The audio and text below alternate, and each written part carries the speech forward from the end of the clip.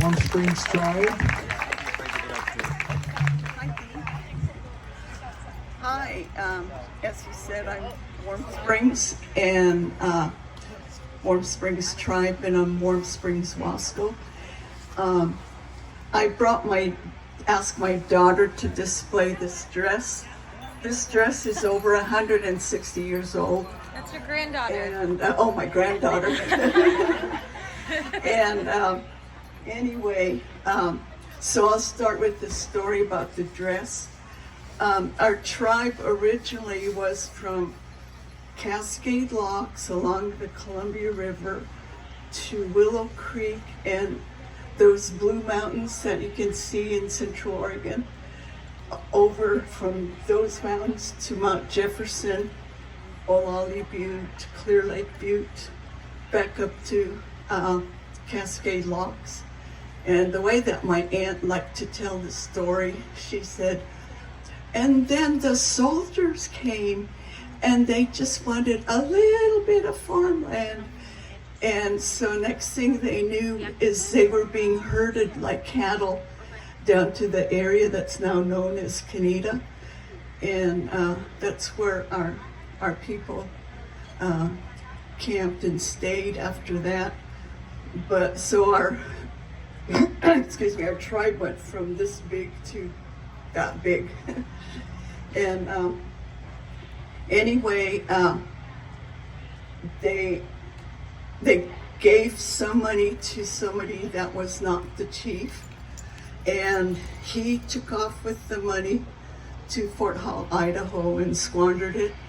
And my ancestor that was a chief at the time, they gave him the beads and thimbles, and so he distributed the beads and thimbles and said, make something with it so we'll never forget what happened to our people. So that's what this represents, is what happened to our people. Then the other story, when it was foretold that the pioneers would come, and our family, unfortunately, the song is lost because it never got recorded. They never recorded things. You had to learn it in your heart. And anyway, there was a song they were supposed to sing when the pioneers came, because they would bring with them the knowledge that you could stand up to a tree and knock it over. Knowledge of a snake that would carry the people, a bird that would carry the people, and I was trying to think of the other one. Oh, metal fire. And so when I talked about this at the schools, I would say, what do you think being able to stand up to a tree and knock it over is? And some of them would actually come up with either an axe or a chainsaw. And then the what do you think the snake that carries the people are? Anybody? Train. Good. And the other one was the bird that would carry the people back to see the great chief. And one of the things that my mother thought about that was our tribal council, they go back a lot to Washington, D.C. And so that was one of the things about that one. And the big bird that would carry the people, those people back to see the chief, who's anybody? Airplane. And all of those things were, came true, obviously. But anyway, so when they saw the people, they were, at that time, they migrated, and at that time they were there at what's known as Shears Bridge outside of Ty Valley, and they saw the wagon trains trying to come down over that area, and that area is really steep. And so they just watched them, and one of the wagons just went tumbling down and killed a mom and a child.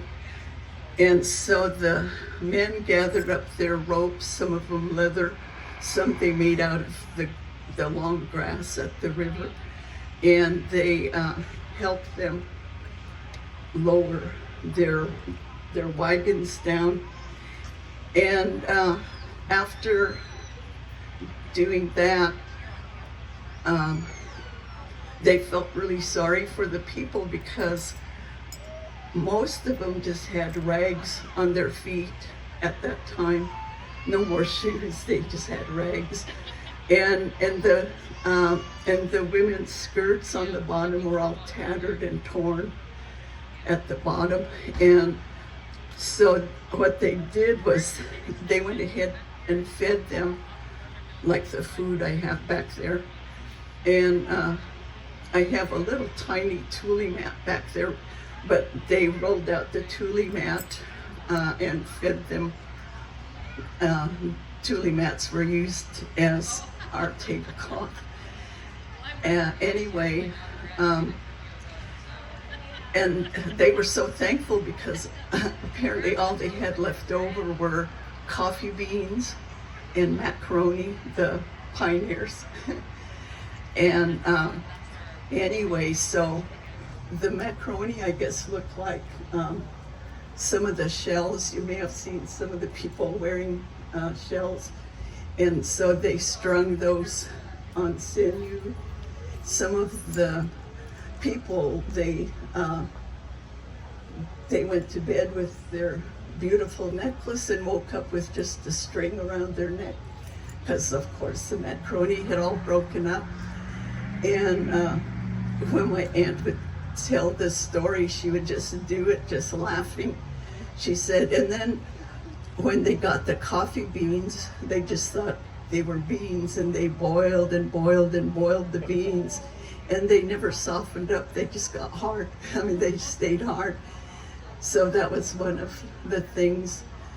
And my mom had said later on that, I think it was her great-grandmother told her, those people must be religious, because you know how they would put their wagons in a circle. And I guess that night, because they had food in their belly now, they did some dancing, and that's what we do in our longhouse, is we dance. That's part of our religion. And so she told my mom, they must be religious people. And anyway, so my ancestors then took and led the pioneers from Ty Valley, from Shears Bridge, over here to Oregon City. And a few years ago, I had told the Oregon Historical Society about that story, and he said, you know, they're reenacting the Oregon Trail. Do you think they could come, and you can come and talk about that and maybe sing the song that they sang to the pioneers? And so we went to Ty Valley when the group was coming in that were reenacting. And when my mom started singing that, my mom and aunt started singing that song, you could just see the tears, and it made me wonder how many of them were descendants of those people that came before them. So that was one of the things.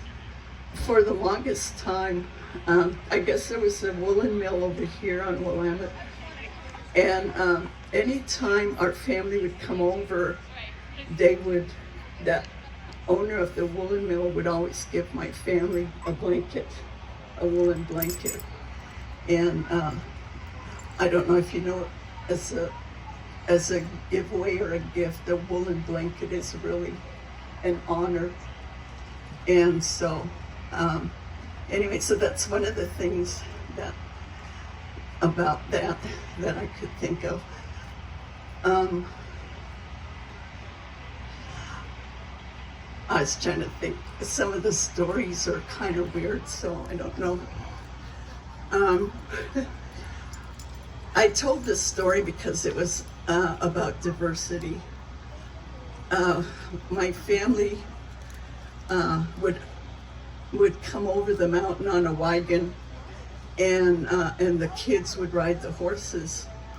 And I had a great grandmother that was riding on horseback too, and she the way my mom would describe it, she cut a long willow, and she told the kids, no matter what happens, you keep riding.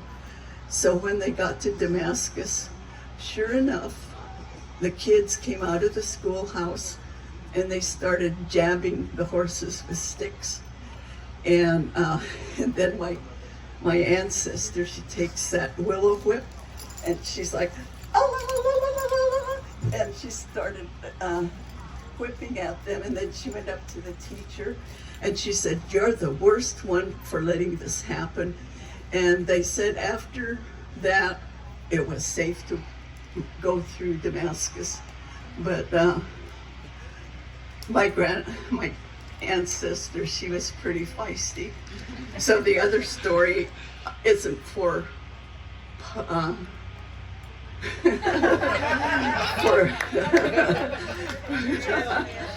so do tell. Well, you'll have to watch the motion. Anyway,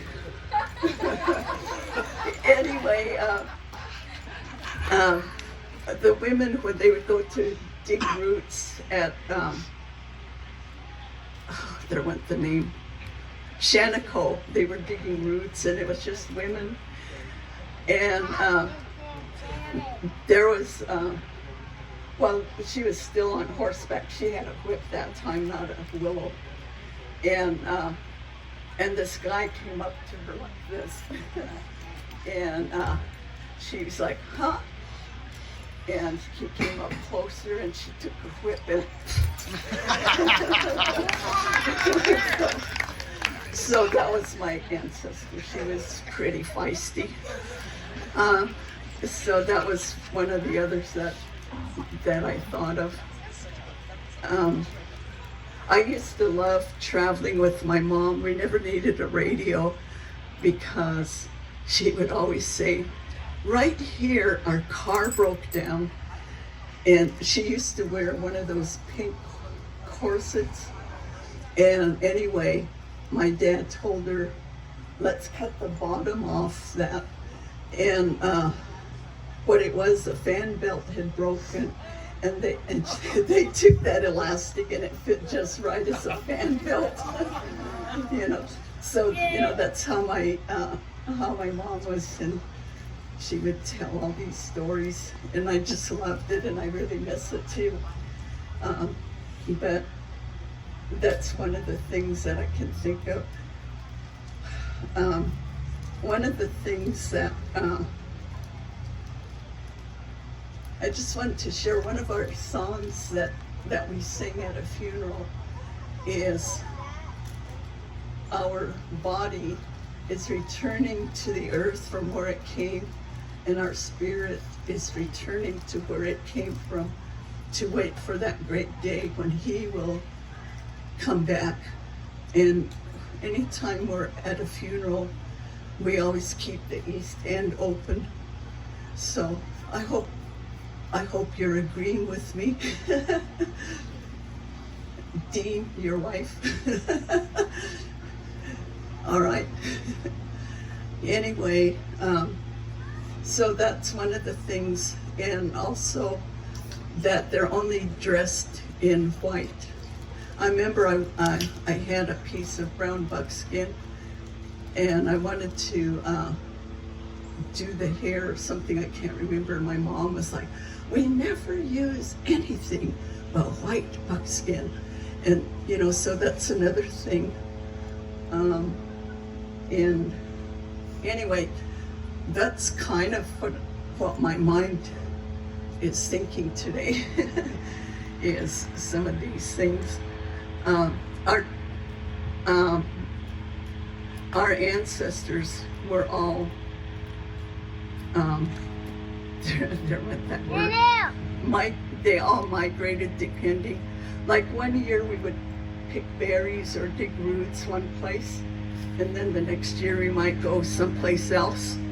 And my mom told me, if you're digging roots and there's 3 roots there, always leave one for the future. And that's one of the things that we were taught, you know, to always think of the future, our future children. And so that's one of the things too, is thinking of our future. And I just thought of one. My grandfather, his name was Frank Palma. He was the first chief of our tribe, Warm Springs tribe, when it was organized. And he grew up on the Columbia River. And when he grew up, only the men did the fishing, and only certain men would go out and do the fishing, and then they would dry the fish. And the first things that they caught, they dried it and processed it they took care of the widows and the orphans first. And then then after that it was for themselves. But they didn't just take a big old salmon. Those salmon were huge. I mean, I remember our kitchen table was longer than this, and we used to have to clean it.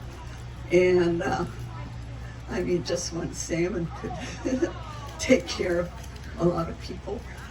But that was one of the things, was they always had to take care. And I know my sister has always been aware like that too. She'll say, we need to take care of so-and-so because they lost their mate or whatever. So that's one of the things that we were taught, is that we need to take care. And when I was growing up,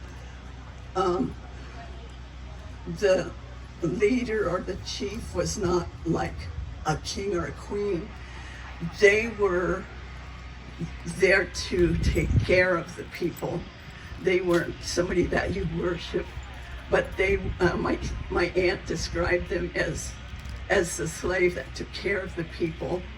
And so that's one of the things that we were taught, is that right now, my nephews are head of the longhouse at Sunesho. So our family takes care of feeding the people, and cooking and feeding the people. And so that's one of the things that we were taught growing up, is that you take care of the people. You don't expect them to come worshiping you or giving you extra food or whatever, but you take care of the people. So anyway, that's how we were taught, that we weren't hierarchy or anything like that. So anyway, I guess that's all I have today, but thank you, everybody.